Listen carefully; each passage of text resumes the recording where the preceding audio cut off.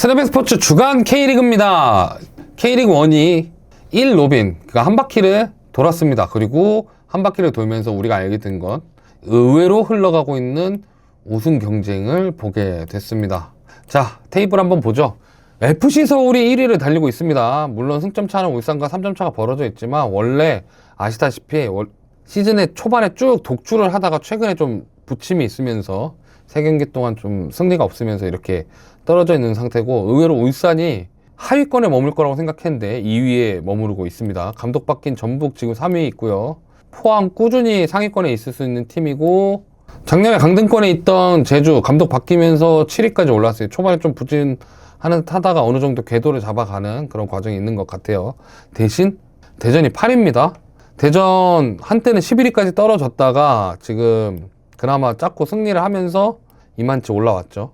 그래서 상위권 3팀하고 대전에 대한 이야기를 조금 해보겠습니다. 자, 의외 우승 경쟁하고 있는 FC 서울과 울산 HD입니다. 김기동 감독이 작년까지는 우승보다 상위권 경쟁이 우선이라고 얘기를 했는데 올해는 초반에 무섭게 치고 나갔어요.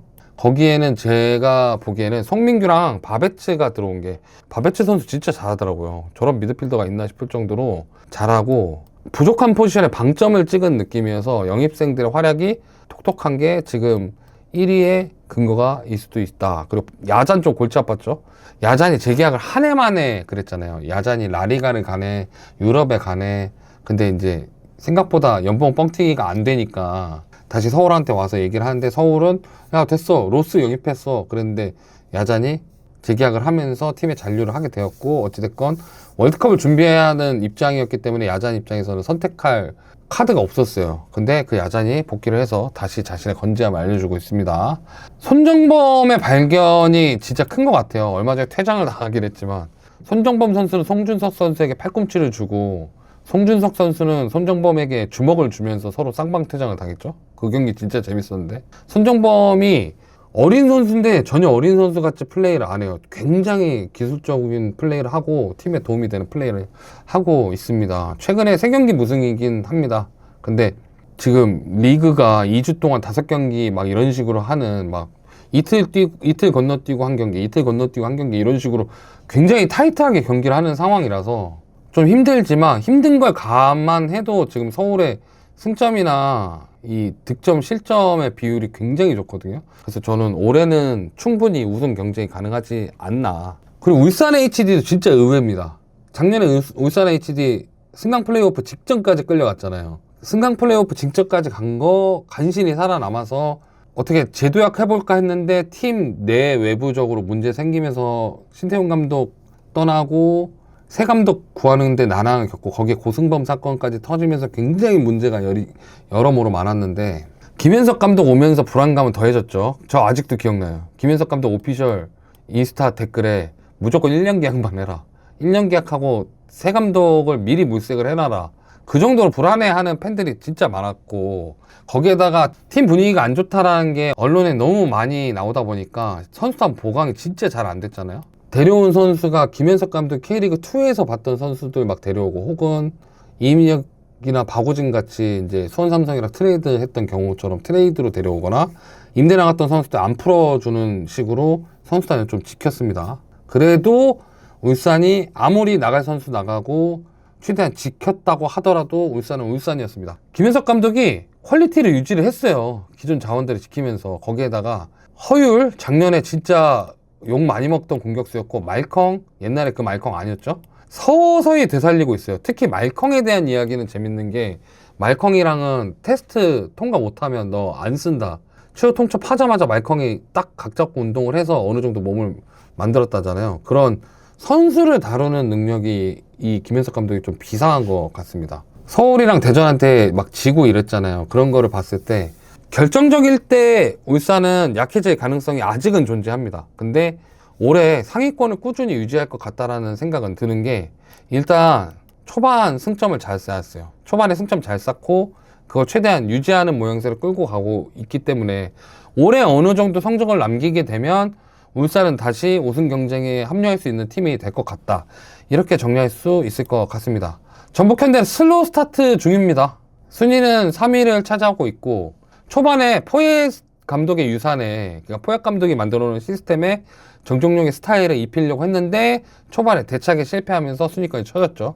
그리고 진짜 보강 자체 중에 김승섭 같은 경우에는 정종용 감독이 상무했을 때 잘 써갖고 데려오려고 했는데 결국엔 데려왔죠. 제주한테 데려오기도 했고, 김승섭이 수원 팬으로서, 수원 삼성 팬으로서 작년 성강 플레이오프에서 만났던 김승섭은 정말 무서운 선수였어요. 근데 대전에 가서 계속 침묵을 하는 상황이었죠. 근데 간신히 얼마 전에 골이 터지면서 그런 숨통이 트이게 됐고, 그리고 어느 정도 시스템이 잡혀가는 모습이면서 특히 거기에 이승우가 맹활약을 해주면서 선발 교체할 거 없이 팀이 어느 정도 그 플랜이 잡혀가는 모습을 보여주고 있습니다.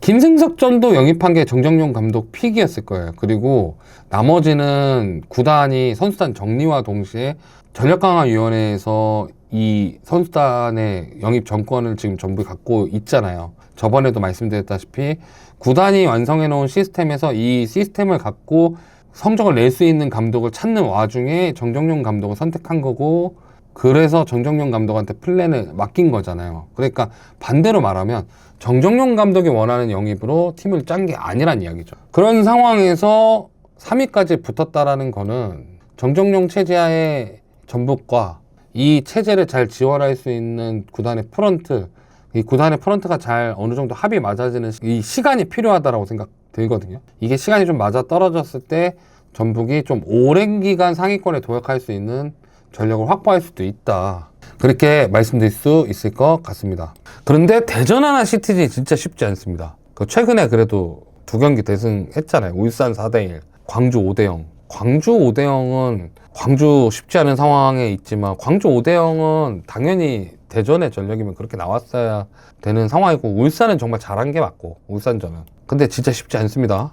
근데 대전의 경기를 보면, 이건 제가 다음에 대전 경기에 대해서 또 한번 분석을 갖고 와 볼게요. 신기한 게, 어떤 팀은 강팀과 약팀이 서로 상대하는 전술을 끌고 오는 느낌이 있다면, 대전은 그런 강팀을 상대하는 강팀 구조나 약팀을 상대하는 약팀 구조, 그러니까 이 팀이 어느 팀에 붙어도 되게 강해 보이지도 않고 되게 약해 보이지도 않는 게 지금 큰 문제인 것 같아요. 어찌됐건 상성이란 게 존재하기 마련인데, 대전은 지금 중간이 이렇게 바가 있다 그러면 이 중간보다 살짝 아래에서 계속 헤매고 있는 느낌입니다. 그러니까 상대보다 강한 구도를 만들지 못하니까 유리한 경기를 못 만들고, 유리한 경기를 만들지 못하니까 계속 부진이 쌓여가서 어쩌다 이렇게 터지는 경기들 나오지만, 이게 꾸준히 시즌까지 이어질 가능성이 높아 보인다. 우승 경쟁을 위해서 스쿼드를 구성을 했는데 우승권 경쟁이 굉장히 힘들어 보입니다. 다만 올해 황선홍 감독 체제를 계속 신임을 주고 밀어붙인다고 한다고 그러면 상위권 경쟁은 가능해 보여요. 왜냐면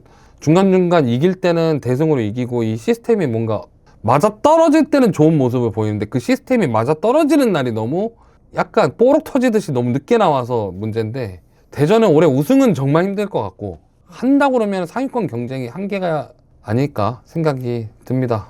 저는 K리그 전문 유튜버로서, 그리고 K리그를 사랑하는 축구 팬으로서 K리그2도 갖고 왔습니다. 수원 삼성은 도전자입니다. K리그2 순위 볼게요. K리그2는 팀수가 많아서 2장으로 만들었습니다. 자, 부산 11경기 9승 1무 1패. 이 1패도 수원 삼성한테 당한 거죠. 리그 1위. 수원 7승 2무 2패. 리그 2위.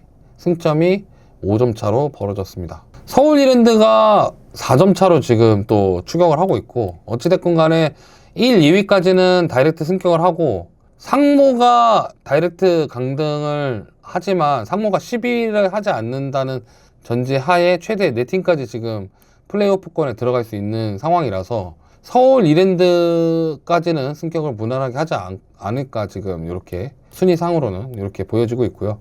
밑에 순위도 또 올해는 중요한 게, 올해부터는 17위, 그러니까 최하위가 K3 팀이랑 플레이오프를 해서 강등이 돼요. 만약에 지금 같은 경우에는 김해가 꼴찌잖아요. 지금 시흥이 K리그2 라이센스 신청을 해놨단 말이에요. 이게 순위가 끝까지 이어져서 연말에 만나게 되면 이 두 팀이 플레이오프를 하게 되고, 플레이오프를 해서 만약에 시흥이 이긴다 그러면 시흥이 K리그2로 올라오게 되고, 김해가 K3로 강등되게 됩니다. 그래서 올해는 이 K리그2도 강등권 경쟁이 좀 빡세졌다. 그 와중에 강등권에 경남, 용인, 청주, 전남, 김해가 이렇게 쭉 붙어 있다. 승점이 어찌됐건 하다 보면 붙을 수 있는 승점 차로 가고 있다. 이렇게 말씀드릴 수 있을 것 같습니다. 올해 K리그2 감독 목수 칼바람이 굉장히 빠르게 불었습니다. 충남 아산 임감식 감독이 4월 7일날 경질됐습니다. 김병수 감독 대구FC에서 4월 20일날 경질됐죠. 오케이 하고 야 김병수 나가 하니까 오케이 하고 진짜 나가셨죠. 그리고 박동혁 감독이 4월 27일에 보직 변경이 됐습니다. 어드바이저로 보직 변경이 됐습니다. 이거에 대해서 왜 박동혁 감독 경질이 아니라 어드바이저냐? 그러니까 박동혁 감독을 경질할 수 있었는데 박동혁 감독의 연봉이 좀 셌을 수도 있어요. 그렇게 되면 자녀 연봉을 지급을 해야 되는데 자녀 연봉을 일괄적으로 지급하느냐 뭐 분납을 하느냐 이런 논의가 있을 거 아니에요. 그러면 차라리 대신 박동혁 감독한테 구단 어드바이저로 일을 시키고 연봉을 수령하게끔 하면서 뭐 연봉을 조금 낮추는 계약을 하고 거기에 임관식 감독을 갖다 앉히지 않을까. 이거 사실 박동혁 감독한테 굉장히 불편한 조건이긴 한데 이걸 박동혁 감독이 수락한 것도 좀 대단하다고 생각됩니다. 대신 임관식 감독이 전남으로 갔어요. 그러면서 임관식 감독 사단 중에 김효일 수석 코치가 있습니다. 김효일 수석 코치는 또 충남 아산이 임관식 감독 개인 신상으로 계약 해지다, 그러니까 상호간 계약 해지다 얘기했는데 김효일 수석 코치 언론에다가 아니다 감독이 경질이다 이렇게 얘기하는 바람에 충남 아산에 있을 수 있는 상황은 아니었잖아요. 그래서 충남 아산에 김효일 수석 코치가 임관식 감독이랑 같이 가게 되면서 최성환 수석 코치가 계약 해지라고 팀을 나갔습니다. 대구 같은 경우에 김병수 감독 나갔잖아요. 이 자리에 최성용 수석 코치를 승격을 시켰는데 이전에 대구는 수석 코치 승격시킨 경우가 꽤 많았거든요. 안드레도 수석 코치였어요. 지금 충남 아산 간 감독 안드레 감독도 원래 수석 코치로 있다가 승격해서 감독 대행 1년 하고 감독된 케이스고, 그 다음에 최영건 감독도 수석 코치로 있다가 승격했다가 대행으로 있다가 감독된 케이스란 말이에요. 근데 이례적으로 최성용 수석 코치는 바로 그냥 전임 감독으로 임명을 하고 이끌게 했습니다. 최성용 수석 코치는 김병수 감독이 수원 삼성 있을 때 이렇게 좀 끌고 갔던, 그러면서 최성용 감독은 최초로 대구에서 대행 기간 없이 승격한 감독으로 남을 수 있게 됐습니다. 그래서 이렇게 세 팀, 충남 아산 안드레 감독 갔고요, 대구 최성용 감독 승격했고, 전남은 임관식 감독으로 바뀌면서 이렇게 초반 칼바람이 불었습니다. 그것보다 지금 주목받는 수원 삼성이 주춤합니다. 당연히 그럴 수밖에 없죠. K리그 최고의 감독이 왔고 선수단은 탈 2부급 선수단을 가졌습니다.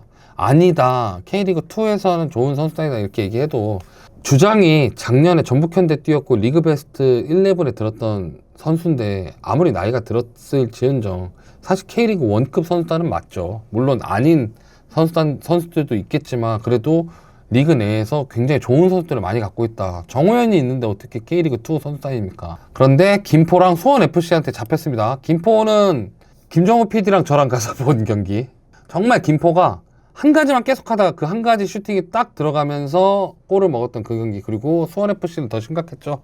1대0으로 이기고 있다가 3대1로 역전패를 했죠. 그러면서 그때 한번 사람들이 큰 분노에 휩싸인 적이 있었습니다. 그럼에도 불구하고 2위권에 머무르고 있습니다. 저는 아직도 그래도 저는 이제 팬이니까 경기를 보잖아요. 수비는 그래도 안정권에 들어가 있는데 공격 과정에서 심각하게 삐걱입니다. 하프 스페이스로 볼을 보냈지, 그러니까 상대 박스가 있고 상대 센터백이 있는 상황에서 뭐 풀백이랑 포워드랑 이렇게 있겠죠. 그러면 보통 윙포워드가 안쪽에 잡아들어서 이렇게 하프 스페이스로 침투하는 과정이 있어서 여기서 만들어내는 이 과정이 이정효 축구의 되게 핵심이거든요. 근데 요게 계속 삐걱이기 시작합니다. 이게 삐걱이니까 골이 나와야 될 때 득점 찬스가 나올 수 있는 그 가까운 찬스로 나오지 못하고 계속 바깥에서 슈팅하는 상황이 벌어지고, 거기에 또 하나 요새 팬들이 제일 불만인 게 전환 과정에서 선수들이 계속 볼을 멈추고 막 줄 때를 찾는다든가 혹은 앞으로 줘야 되는 상황에 볼을 뒤로 빼서 공격 속도를 늦춘다든가 이런 식의 느려지는 문제를 갖고 있습니다. 이번에 대구FC랑 경기가 0대0으로 끝나면서 이정효 감독 인터뷰할 때 우리는 도전자다, 우리는 우승팀이 아니라 강팀이 아니라 도전자로서 리그에 도전을 해야 되는데 선수단이 그렇게 생각을 해야 된다라고 인터뷰를 했고, 홍정우 선수 지난번에 수원FC랑 역전패로 경기 끝나고 이쁘게 차면 안 된다. 대가리 받고 우리도 처절하게 공을 차야 된다. 우리가 좋은 감독님 있고 우리가 지금 좋은 선수단이라고 상대를 무시하고 상대보다 덜 뛰어서는 안 된다. 우리도 똑같이 빡세게 뛰고 빡세게 경기를 해야 된다. 이렇게 얘기할 정도로 팀이 아직 궤도에 오르지 못했다라는 걸 좀 보여주는 모습을 보여주고 있습니다. 저는 개인적으로 수원 삼성의 승부수는 월드컵 이후가 되지 않을까 생각이 듭니다. 근거는 있습니다. 이정효 감독이 인터뷰를 할 때 전술적 완성도가 진척이 한 주에 2%씩 올라간다 할 정도로 더딘 상황이라고 해요. 근데 그 와중에 감독이랑 구단 모두가 부족한 자리를 파악했습니다. 그러니까 지금 우리 구단에 어떤 자리가 굉장히 부족하고 이 자리를 하루빨리 보강을 해야 된다. 그리고 이 보강에 대한 리스트도 이미 만들고 있다는 게 저번에 안정환19 유튜브 채널에 나와서 이정효 감독이 이야기를 했죠. 그러니까 여름 이적 시장이 다가오는 월드컵 이후 시점에서 보여지는 수원 삼성의 모습, 그 이후부터 가을까지 가는, 혹서기를 지나서 가을까지 가는 수원 삼성의 모습이 진짜 기대할 만한 수원 삼성의 모습이 아닐까. 그리고 그거를 좀 봐야 되지 않을까라고 말씀드리고 싶은 겁니다. 올해 최대 4팀이 승격할 수 있죠. 리그 1, 2위가 바로 승격을 하고 3위는 플레이오프를 통해서 그 플레이오프 우승팀이 승격을 하고 4위는 K리그 최하위 팀이랑 경기를 해서 플레이오프를 해서 승강을 결정짓는, 그래서 최대 4팀까지 승격이 가능한 상황입니다. 그래서 역대급으로 치열하고 상대 팀들도 다른 K리그 2부 팀들도 이번이 굉장한 승격의 찬스다 보니까 열심히 준비하고 어찌됐건 이번에 이 찬스를 한번 잡아보려는 노력을 하고 있습니다. 다만 다른 팀보다 수원 삼성이 그동안 쌓아온 단점이 많은 상황에서 이 단점을 알고 있다는 건 결국엔 메울 준비를 하고 있다는 뜻이 아닐까, 이런 말씀을 팬들이나 축구를 보고 계시는 수원 삼성 별로 못하네 이렇게 생각하시는 분들도 좀 생각을 해 주셨으면 어떨까, 이런 생각이 들어서 이 컨텐츠를 만들어 봤습니다. 지금까지 주간 K리그 장동이었습니다.